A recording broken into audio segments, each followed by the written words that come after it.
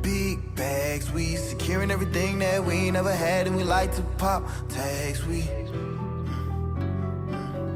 big bags, we securing everything that we never had, and we like to. Something started. Big bags, we securing everything. Whoa, Azam. What's good?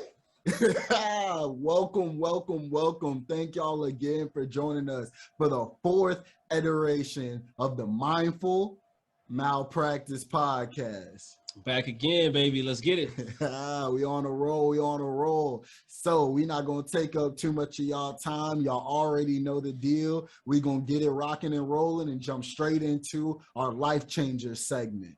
So we're changing things up. I'm going to introduce it up this time. For today's Life Changer segment, we're going to be talking about a court hearing that just recently happened between OSHA, which is the Occupational Safety and Health Administration, versus National Federation of Independent Businesses, or NFIB. This court ruling declared that OSHA's authority to mandate vaccines as a part of the workplace regulation was considered unlawful in their exercise of power, and it was going beyond what Congress had originally instituted for that government body. We're going to talk about what the court rulings kind of show us and let us know about the government's attempts to make vaccine mandates an important part of our society.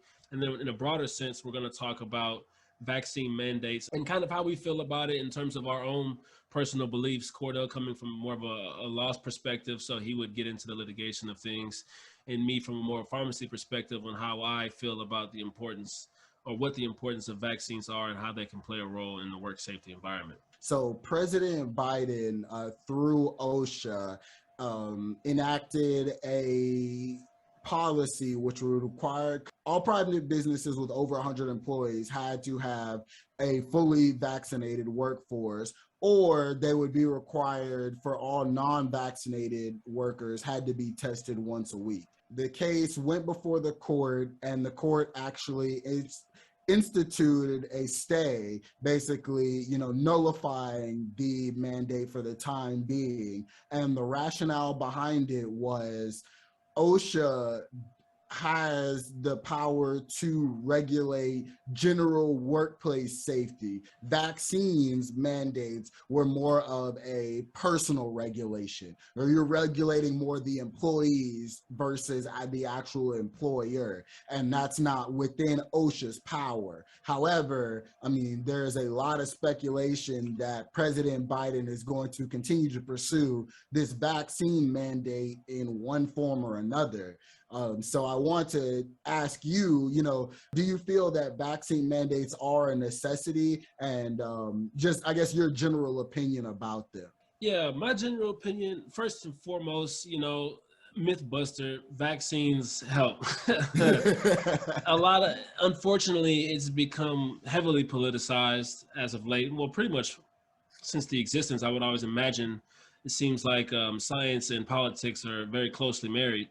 Mm-hmm. But vaccines help, man. And there's tons of data proving their efficacy in regards of combating viruses and flus and other pathogens that are highly transmissible amongst the population. When you mix politics with it, people, apart from the science and the objectivity that's clearly backing why you should do something, they decide to do the opposite, maybe out of negligence, or maybe because that's what their political view says. There are options that a government could pursue to ensure that the workforce is healthy and can go to work without mandating a vaccine. Because once you infringe upon people's autonomy or their right to choose, that's when people get really touchy. And there's certain things that are obviously right and wrong, and those are the kind of laws that we have, which we are supposed to abide by. But when it comes to a vaccine, it is right to get it because it helps, and one would see it as wrong not to get it because you're increasing the likelihood of contracting the virus and possibly spreading it and harming others. But it's not something that's, black and white. I think from a legal perspective, So I will say, you know, in my personal opinion, like I believe in being vaccinated, that everyone should get the vaccine. One thing I have learned about the legal field is that a lawyer's opinion doesn't matter. It is much so more so, can the argument be backed by, you know, the legal precedent, right? Is there legal standing for what you're saying? Under the 10th Amendment, right, which, you know, basically guarantees all rights not explicitly taken by the federal government or the state government are reserved for the people. To the extent that you start to infringe on these more nebulous ideas of rights, you know, you're always gonna have constitutional issues forcing people to do things. And I think what kind of gets lost in this whole vaccine discussion is that just because you don't get it, you aren't specifically contributing to other people contracting the virus, right? If you stay home and isolate, or, you know, you get tested regularly, you wear your mask out in public, or you stay 6 feet away from other people, you're also contributing to preventing the spread. Therefore, it is very shaky ground that I feel like the vaccine mandate stands on. Yeah, that's a good point when you talk about mandating it, right? The importance and the severity. When COVID had first came about in March of 2020, you know, it wasn't necessarily unprecedented. We've had epidemics before, but it hit us in a manner in which we weren't ready for. And so in that timing, if we would have had came out with the vaccine within an appropriate manner, I know that Trump had funded a plan to expedite a vaccine to be the first one to get it out. If we would have came up with one that was safe, efficacious, we had done an appropriate amount of studies within the shortened or condensed period of time because we're trying to expedite that process, that would have been had good time, maybe December of 2020 when it had first started coming out, or maybe January, February, March of 2021 would have been a good time to mandate it in order to or jumpstart our economy, right? Because everything was shut down. Yeah. So you can see from an economical standpoint why this will be an advantageous decision. Because if everyone is mandated, I feel like you would fast track the prevention of the spread. People could get back to a position where they're not working, because if you're in a business of 100 and plus, I mean, you're going to be condensed considering, you know, the square footage of the facility wherever you're in.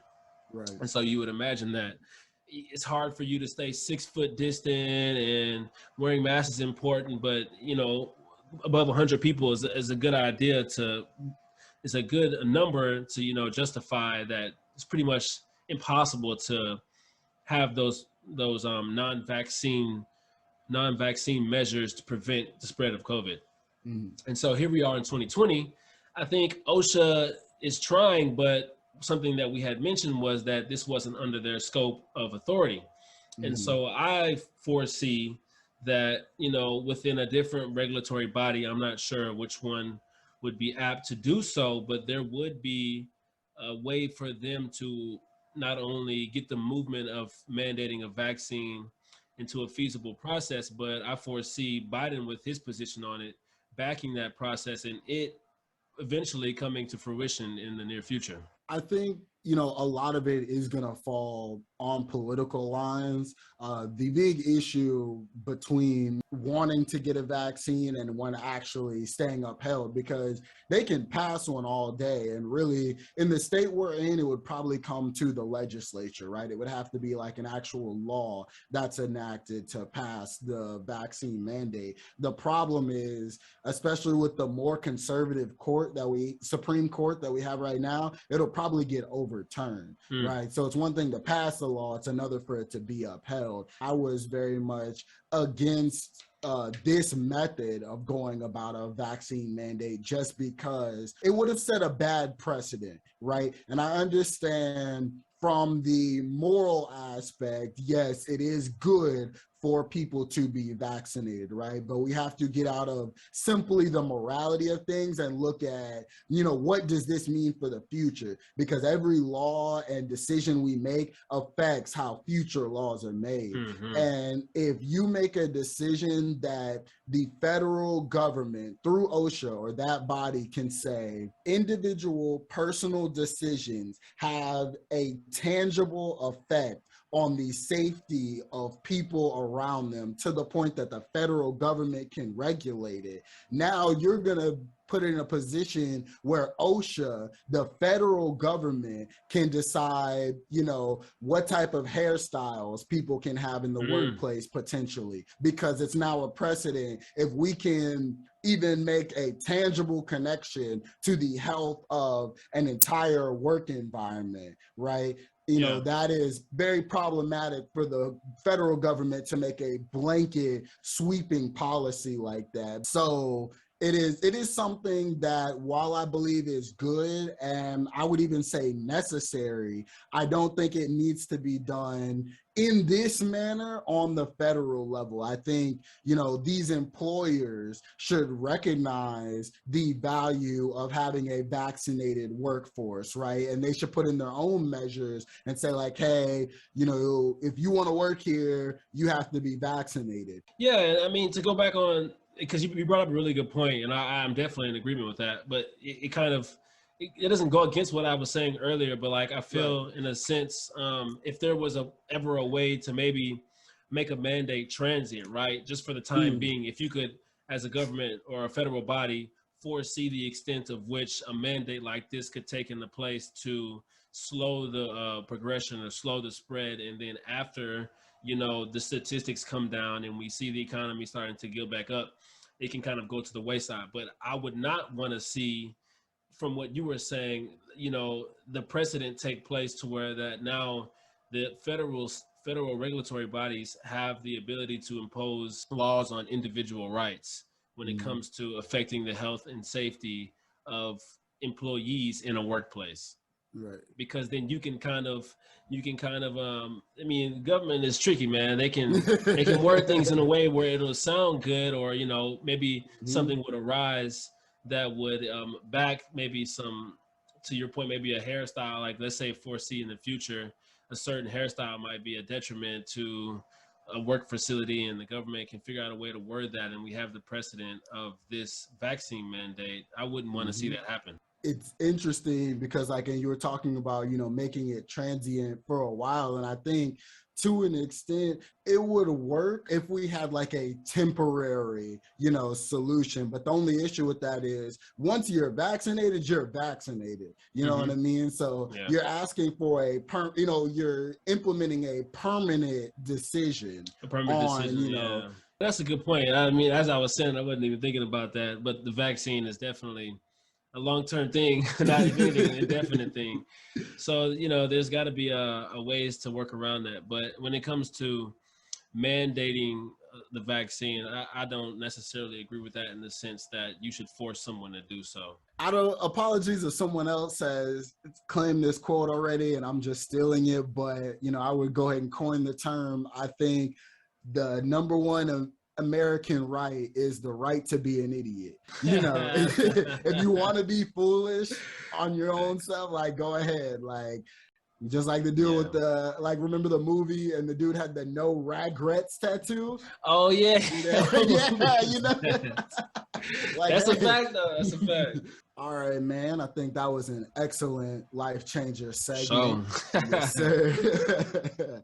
So at this point, we're going to jump into our social topic. And today, this one was a fan request, so we're really happy to talk about it. But today, we're going to talk about the importance of mental health, not necessarily just from the perspective of the stigma against mental health, because I feel like as a society, we've come a long way in embracing the idea that mental health is important, right? I know with Kevin Love, he had his whole coming out about, struggling with mental health and things like that. And of course, even as we progress as a society, we still see people dealing with mental health issues. So I think we want to take it in a little bit different direction. So Bryce, I want to ask you, what are some of the obstacles that have kind of gotten in the way of you prioritizing your mental health? For me,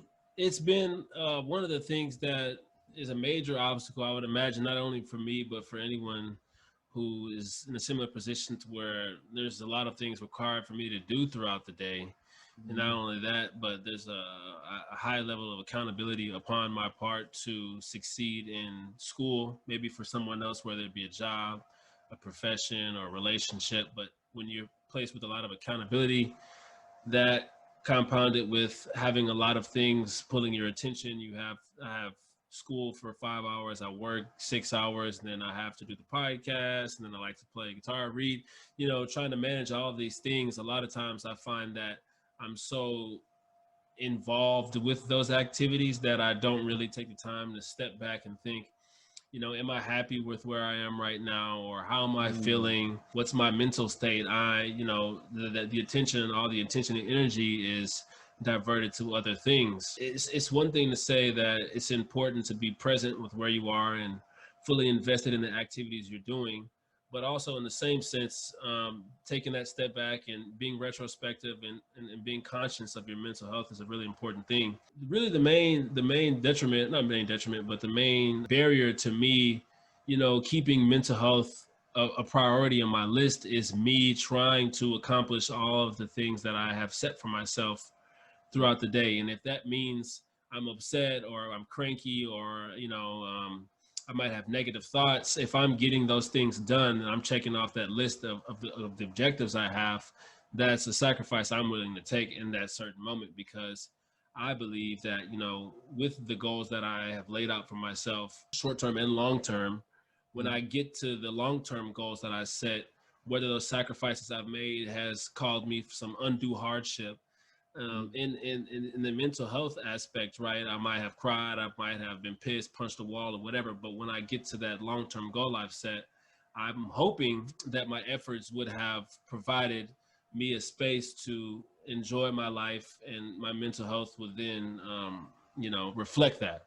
I feel that I think, like, for me, if I ever felt a certain type of way, I kind of always felt like my feelings were insignificant to say the most. It's kind of like, okay, I'll be over this tomorrow, right? I'm not gonna feel this same way. And I live my life very much like I'm a very regimented person. Like, I like having a set schedule. I've been using a planner for God knows how long, but my days are just mapped out. Like, I'm gonna do this and this and this and this. So it's kind of just like, it's always like, okay, this, that, and the third is important. And it's like, okay, yeah, you get to bed and you don't feel good today, but it's like, just sleep it off. You got to be up early tomorrow. You'll be fine.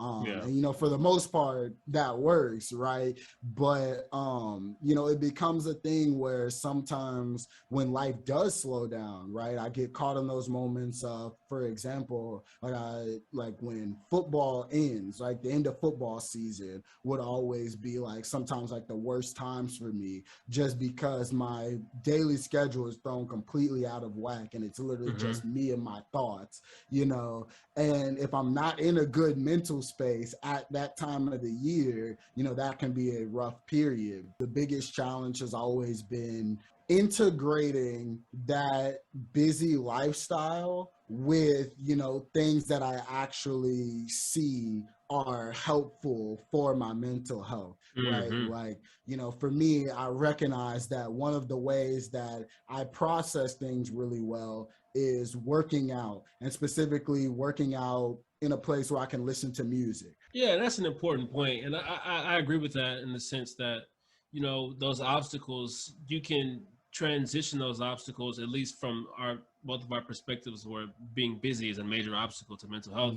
And you can take that and you can use it to your benefit, right? And try to incorporate things within your schedule that provide you some relief to a mental state. Like if you feel like you've been in a really bad drought and you're down on yourself and you're getting some dark thoughts, yours is working out as well as mine, right? And so I make sure to get my workout in because I know that's going to buffer my mental state and allow me to continue to do those goals or do those tasks and the things that are drawing my attention. Emotions are transient, right? And so you can't really invest. Well, you can, but it would be, I don't know if it would be, kind of paradoxical to invest too much time into your mental state. Yeah. Because you get to the point where, you're investing all of your time into your mental state. You're not living the life that's around you. And your emotions are always, your emotions are always going to change. And that's your emotions a lot of times are not only in response to your subconscious, but to the environmental stimulus. And so if you're not paying attention to what's happening around you and your environment, and you're only focused on your mental status, you're just being negligent to how to address your mental status in a healthy way. Unfortunately, some people can abuse the mental health response to them not performing or them not working, and just as a lack of accountability. And so you'll see people, maybe they don't want to work out that day because their emotions aren't good, right? Or their mental space isn't great, or they don't want to perform. So if I'm working for a company, and this company, I'm the breadwinner for this company. If it's a sports, you're an entertainer, or if you're working in a pharmacy and I'm the one who's managing the pharmacy, I am responsible for not only the people around me, but for that company. And that's reflected with the salary I make. So I feel like there's a level of accountability that comes into play, to where I can't just say my mental health isn't good, I don't want to work today. Or my mental health isn't good, I don't want to perform in this event today. And so it becomes kind of a slippery slope. And I know you wanted to talk about this, and you've seen some things happen. How do you feel about it? Just overall, the biggest thing people need to understand is there's a huge difference between your emotions and your mental health.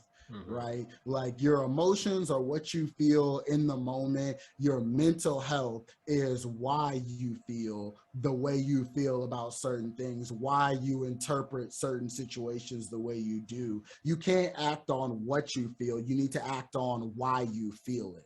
Right. And that is how you start to progress and, better yourself.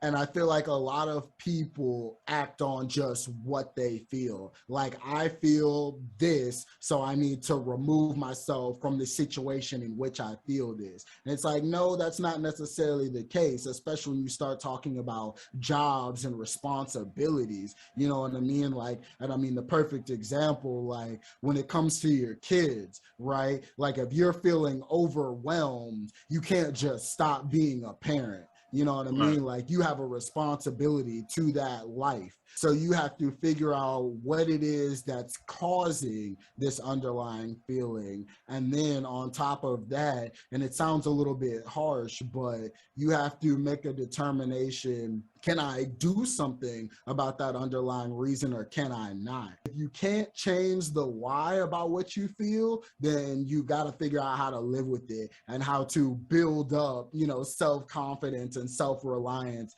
in other areas. And I think that's where a lot of people struggle, with this whole mental health topic. And that's actually a really good, important distinction you have made. I know whenever originally the situation or the topic was brought up, all of my points were about the emotional aspect. And that is only one facet. Mental health can manifest itself in multiple ways, psychological, social well-being, and that can even manifest itself in a physical appearance, right? You see someone who has a really bad mental health state, they can just look weak, they can look tired, they can look debilitated. Yeah. And that why is a really important point. And a lot of times that why comes from a subconscious standpoint, something I had briefly touched on from the beginning. A way to address your subconscious is to speak it into existence. You're talking about, self-manifesting, which is a topic a lot of people are into, and a lot of people do that. But like seeing things and, trying to feel the emotion that will be elicited from that thought. So let's say I'm sad at the moment, but I think back to a memory where I was having a really good time in my life, and I reenact that joy and that emotion, and then I speak it, and then that starts to work its way into my subconscious, and then I think about why I'm sad in that moment. And when you realize that that pattern reemerges, you can use that emotion to overcome maybe a more transient emotion. Yeah, and I think, you know, a lot of it comes back to, as people, we have become very negative, right? And I think it can be really harmful, you know, to our psyche, to our underlying mental health, to always be surrounded and to always expound so much negativity, right? When that becomes your daily way of life, you know, you're always on Twitter getting into Twitter arguments, you know, you're always getting upset about what you see on Instagram, TikTok, you know, you're always having road rage when you're driving, you know, all these different things. When you put so much of that into your life, it's gonna take a toll. Your mental health is probably the most important thing that you have, right? Because it affects the way that you perceive everything around you. So if nothing else, you know, you have to get to a point where you're at least willing to, you know, try to self-reflect and find any way to fix anything about your psyche that you can. And, you know, a lot of people need to go to therapy to deal with that. You know, they need to seek medical help, right? And it's like, and those are great ways of going about it. But even so much as just taking this first step and self-reflecting about, what am I not happy about? What am I upset with myself for? What do I wish was different about me? And what can I make different about me? And if it's like, if I can't, how do I accept that that's who I am? And if I can, how do I push myself to get to a better place so that I perceive myself and my world in a better light? Yep, I agree, man. You crystallized it. All right. Well, you know, I got a little heavy at the end, but, you know, we wouldn't be a good podcast if we weren't willing to touch on some deeper subjects. You know what I mean? We have this insight to share it. So thank y'all so much for joining us for the 4th episode of the Mindful Malpractice podcast. And always like, subscribe, comment. We have been noticing the positive trend on the feedback. We love the support. We love the encouragement. And please feel free. You can even give us a topic. We had addressed a fan topic today. This is something that we intend to do, you know, incorporate the back and forth between our community, man. I'm Cordell Caldwell. It's Bryson Drennan. We'll see y'all next week. YouTube and the Spotify algorithm, you know. Smash that like button. Can't buy it twice, so don't get it as facts. Your music is trash and the feature is tax. How you there broke, but you still moving packs? How you plan leading the pack from the back? Yeah, all my dogs will attack. Yeah, I don't bang, but I stack. Yeah, money I bring in the bag. Money I bring in the bag. Big bags, we securing everything that we ain't never had, and we like to pop tags. We meet almost broke when I'm looking at the dash, cause I'm driving so fast. We came a long way, we ain't ever going back. Haters always ask how you get it like that. I've been working, I've been grinding, you ain't living like that. You ain't living like that. Yeah, I'm just addicted to winning. Yeah, this is more than a commitment. Yeah, money don't mean that you living. Yeah, you know I'ma start what I finish. Whenever it's broke, I'ma fix it. Get money and get out your feelings.